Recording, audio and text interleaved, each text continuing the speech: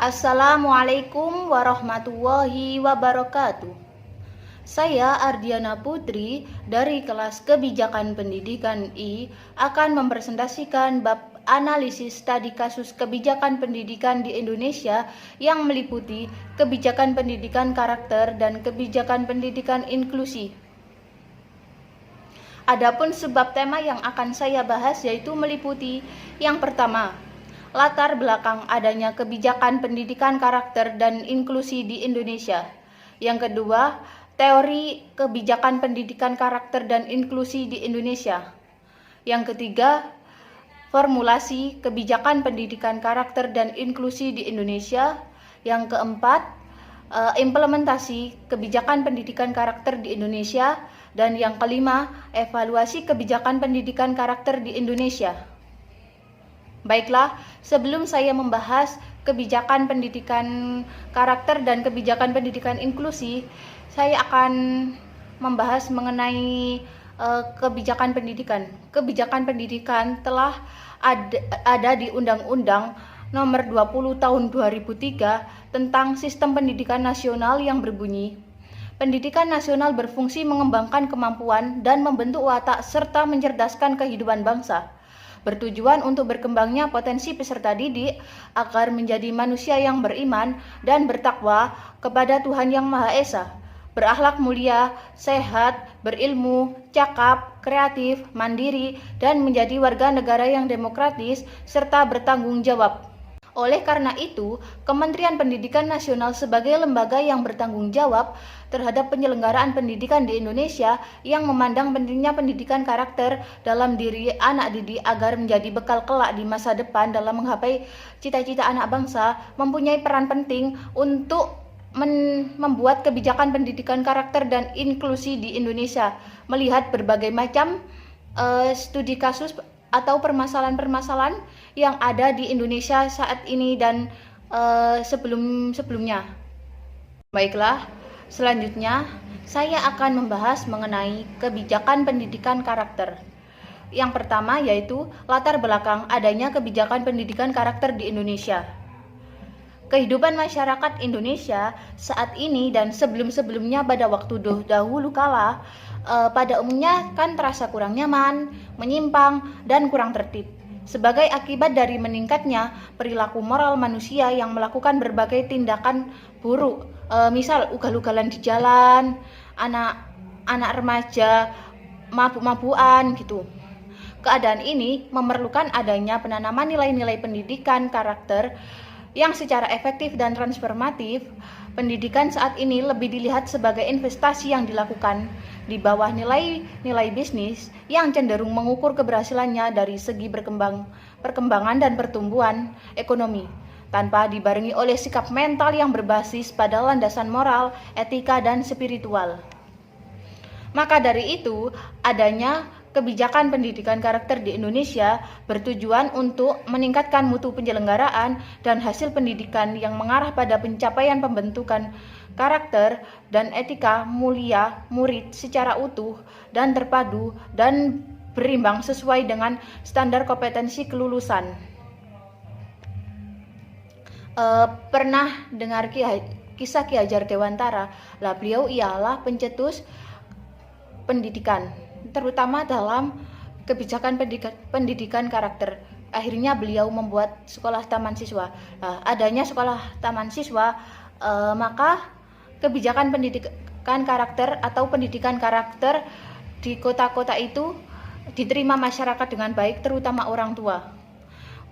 Dan dengan adanya pendidikan karakter tersebut mengurangi tindakan-tindakan moral yang kurang baik. Misal anak yang tadi hanya main-mainan, ugal-ugalan di jalan akan menjadi lebih baik dengan adanya pendidikan karakter yang dibuat di Indonesia.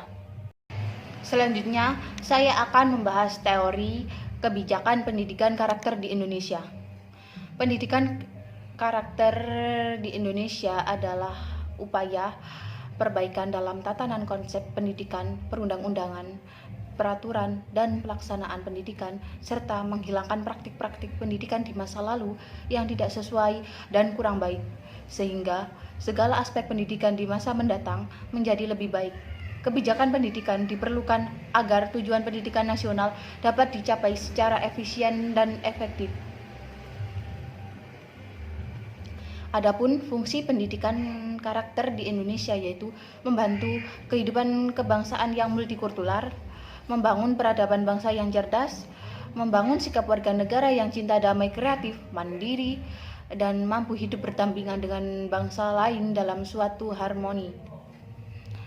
Adapun nilai-nilai pendidikan karakter secara universal, ada berbagai nilai-nilai pendidikan karakter yang penting ditanamkan dalam proses pembelajaran, yaitu meliputi nilai yang pertama religius, kedua jujur, ketiga toleransi, keempat disiplin, kelima kerja keras, keenam kreatif, ketujuh mandiri, demokratis, rasa ingin tahu, semangat kebangsaan, cinta tanah air, menghargai prestasi, komunikatif, membuat berdamai, gemar membaca, peduli lingkungan, peduli sosial, dan tanggung jawab. Adapun teori pendidikan karakter menurut para ahli, salah satunya yaitu menurut Thomas Liksona, bahwa karakter terdiri atas 3 korelasi antara lain yaitu moral knowing, moral feeling, dan moral behavior. Selanjutnya, saya akan membahas formulasi kebijakan pendidikan karakter di Indonesia. Formulasi kebijakan pendidikan karakter adalah usaha perumusan berbagai rangkaian konsep dan asas yang menjadi garis besar serta dasar rencana dalam pelaksanaan kegiatan kebijakan pendidikan karakter, sekaligus sebagai garis pedoman untuk manajemen atau pengelola pendidikan karakter dalam usaha mencapai sasaran atau tujuan pendidikan karakter yang diharapkan. Adapun beberapa pendekatan yang dilakukan dalam kerangka formulasi kebijakan pendidikan karakter adalah sebagai berikut. Yang pertama, pendekatan kelembagaan. Yang kedua, pendekatan proses kebijakan pendidikan karakter. Yang ketiga, pendekatan teori kelompok. Yang keempat, pendekatan elitis. Yang kelima, pendekatan rasional. Adapun prosedur formulasi kebijakan pendidikan karakter meliputi yang pertama, perumusan masalah. Perumusan masalah dilakukan dengan adanya permasalahan tentang moral atau perilaku anak di Indonesia. Dengan adanya itu, maka membutuhkan pendidikan karakter, gitu. Kemudian yang kedua, penyusunan agenda kebijakan.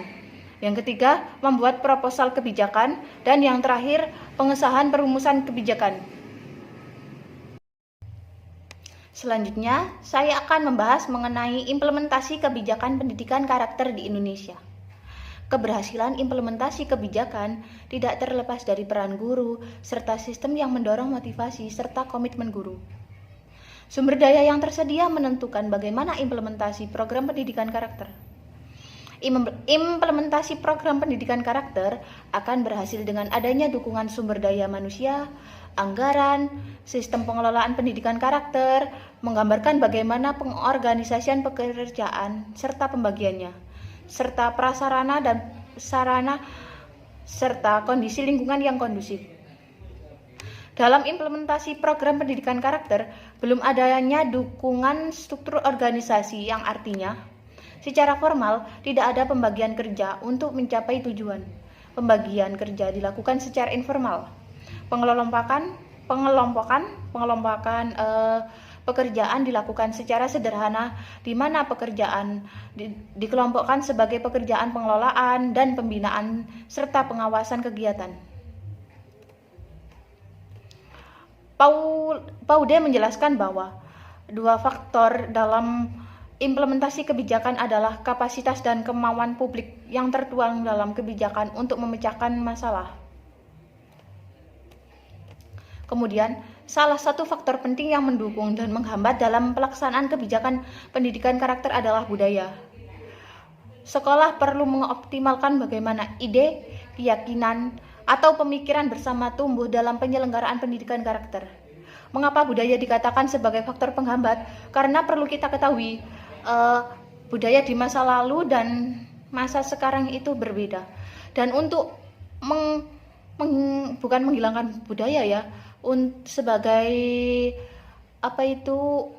masuknya pendidikan karakter di tengah-tengah budaya itu terkadang itu sulit.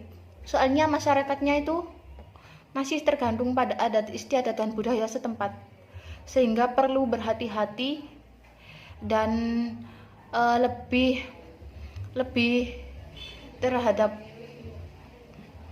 lebih menekankan, kayak masyarakat menyuruh masyarakat ini loh pendidikan karakter gitu. Baiklah, selanjutnya saya akan membahas mengenai evaluasi kebijakan pendidikan karakter yang ada di Indonesia. Pelaksanaan evaluasi kebijakan pendidikan karakter ditujukan guna memperoleh perhatian khusus baik dari kantor, yayasan, pusat, serta para orang tua, dan didukung oleh sistem pendidikan karakter yang sudah mapan. Hasil evaluasi disampaikan secara non-formal kepada yayasan dan secara formal kepada kantor pusat dilakukan oleh tim unit jaminan mutu sebagai hasil audit. Salah satu kriteria evaluasi kebijakan pendidikan karakter serta program yang diselenggarakan adalah efektivitas kebijakan memecahkan masalah-masalah pendidikan karakter.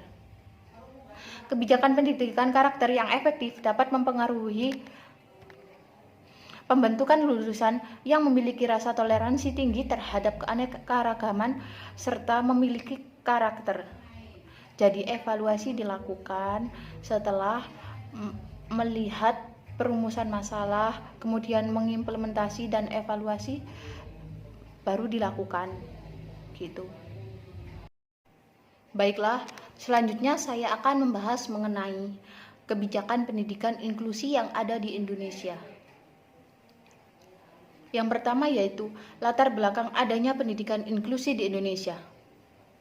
Pendidikan inklusi merupakan paradigma baru pendidikan kita dan merupakan strategi untuk mempromosikan pendidikan universal yang efektif karena dapat menciptakan sekolah yang responsif terhadap beragam kebutuhan aktual dari anak dan masyarakat.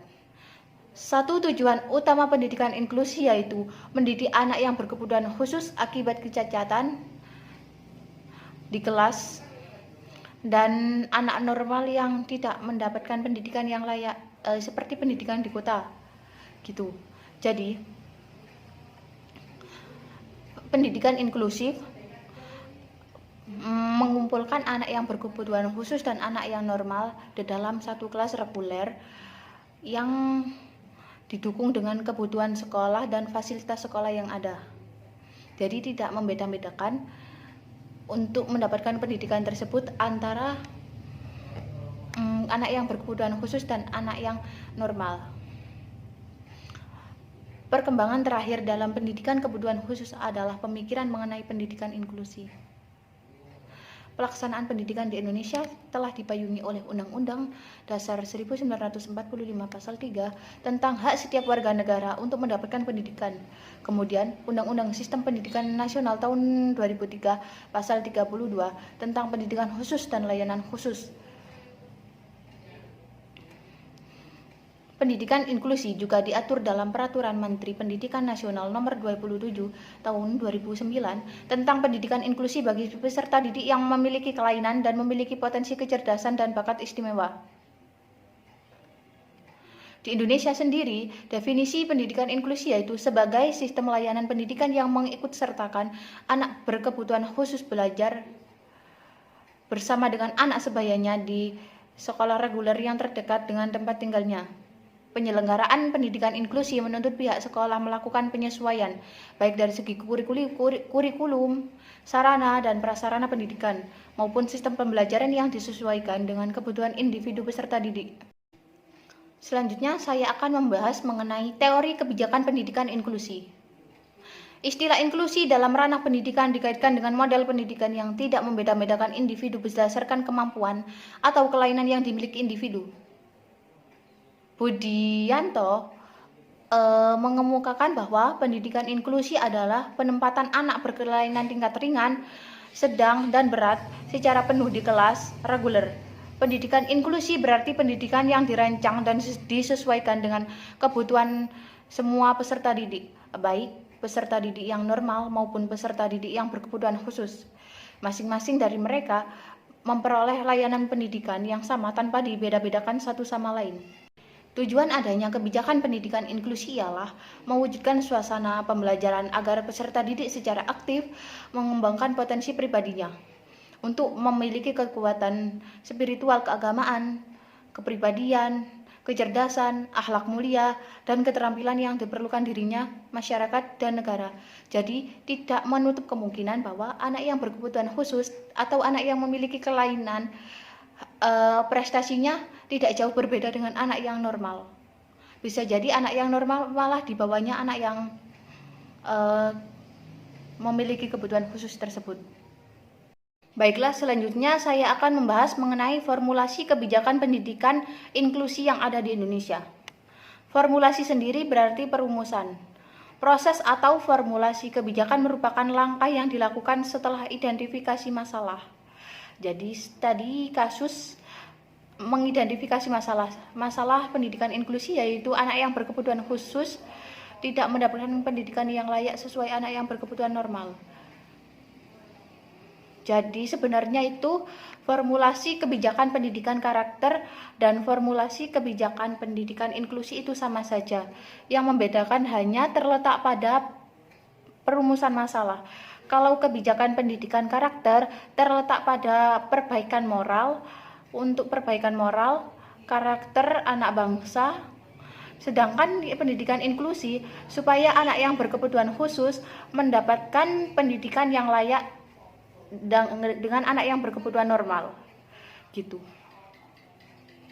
Adapun 4 tahapan dalam formulasi kebijakan pendidikan inklusi di Indonesia, yaitu yang pertama, perumusan masalah, yang kedua, penyusunan agenda kebijakan, yang ketiga, membuat proposal kebijakan, dan yang keempat, pengesahan perumusan kebijakan. Sebenarnya sih sama saja dengan kebijakan pendidikan karakter, hanya saja yang membedakan yaitu terletak pada perumusan masalah. Semuanya membedakan. Pada dasarnya itu yang membedakan ialah pada perumusan masalah ya. Kalau pendidikan karakter kan terletak pada perbaikan moral, kalau inklusi anak yang berkebutuhan khusus dan anak yang berkebutuhan normal. Kemudian untuk penyusunan agenda kebijakan, ya kalau karakter ya meliputi perbaikan moral gitu dan sebagainya. Kalau pendidikan inklusi itu meliputi bagaimana sih anak berkebutuhan khusus dan anak yang berkebutuhan normal mendapatkan fasilitas yang sama.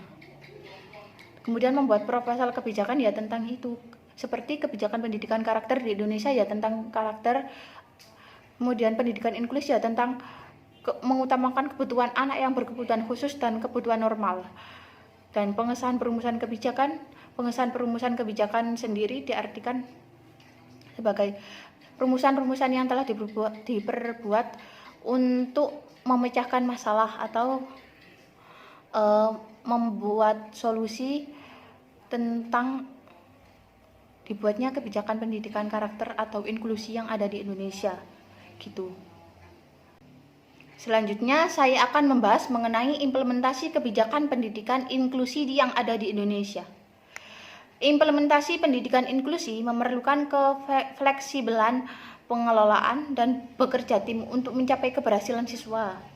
Pendidikan inklusi sebagai pendidikan yang memberi kesempatan yang adil kepada semua siswa untuk bisa mengakses pendidikan tanpa membedakan gender, etnik, status sosial, dan kebutuhan khusus pada semua level jenjang pendidikan seperti SD, SMP, dan SMA. Dalam sebuah sekolah inklusi menerapkan model multi-input, artinya tidak mengenal penolakan murid. Jadi murid berkebutuhan khusus dan murid normal berhak mendapatkan pendidikan yang layak. Kondisi ini tentu berbeda dengan sistem seleksi siswa baru dalam persekolahan yang saat ini masih cenderung menggunakan peringkat gitu ya. Terus yang menggunakan danem yang lebih baik gitu, terus menggunakan prestasi-prestasi gitu. Dan program kurikulum pada pendidikan inklusi berbasis pada anak. Jadi pendidikan inklusi sekolah yang menerapkan pendidikan inklusi tidak menerima penolakan siswa, baik itu siswa yang berkebutuhan khusus, mempunyai kelainan, dan dan siswa yang normal dijadikan satu dalam kelas reguler. Baiklah, selanjutnya saya akan membahas mengenai evaluasi kebijakan pendidikan inklusi yang ada di Indonesia. Evaluasi kebijakan pendidikan inklusi yang ada di Indonesia menggunakan model evaluasi kebijakan sistematis terhadap faktor komunikasi, sumber daya, deposisi, dan struktur birokrasi sebagaimana dimaksudkan dalam model implementasi Edwards 3. Manajemen sekolah memberi keleluasaan kepada kepala sekolah untuk merencanakan, mengkoordinasi, mengawasi, dan mengevaluasi komponen-komponen pendidikan dalam sekolah agar pendidikan inklusi berjalan dengan normal. Baiklah, adapun kesimpulan yang dapat diambil dari adanya kebijakan pendidikan karakter dan inklusi yang ada di Indonesia, yaitu bahwa saat ini Indonesia sangat memerlukan adanya kebijakan pendidikan inklusi dan karakter yang rada ketat supaya dapat memperbaiki moral, terutamanya untuk pendidikan karakter, kemudian untuk meyakinkan orang tua bahwa pendidikan dan belajar itu penting. Untuk yang pendidikan inklusi di Indonesia sangat minim. Seharusnya itu ditambah lagi, bukan sangat minim sih, kurang aja.